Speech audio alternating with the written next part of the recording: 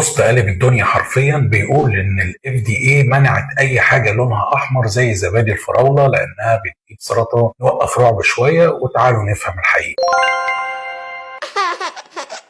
قرار حقيقي، بس الكلام المكتوب في البوست مبالغ فيه جدا. هيئة الغذاء والدواء الأمريكية ما منعتش أي لون أحمر، هي منعت مادة واحدة بس اسمها الصبغة الحمراء رقم 3 أو E127. حابب أطمن كل أب وأم بيشوفوني دلوقتي، زبادي الفراولة واللبن اللي ولادنا بيشربوه ما فيهوش المادة دي أصلا.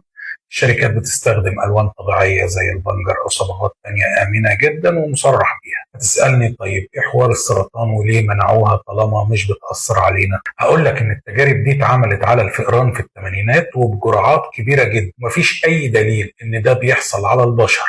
المنع ده مجرد إجراء قانوني بحت علشان يمشوا على قانون أمريكي قديم، مش علشان في خطر حقيقي عليه. طب لو المادة دي موجودة في أسواقنا نلاقيها فين؟ بدل ما نخاف من زبادي الفراولة الموثوق نخاف من الكريز الأحمر الفاقع جدا اللي بيتحط على التورت وحلويات ومصاصات الأطفال الرخيصة مجهولة المصدر وألوان الطعام السائل. دي الأماكن اللي غالبا بتستخبى فيها المادة دي. وعلشان تقطع الشك باليقين اقرا المكونات اللي على العلبة، لو مفيش ريد 3 أو E127 يبقى المنتج في أمان. اعمل شير للفيديو علشان نطمن الناس، وربنا يحفظ أولادنا جميعا.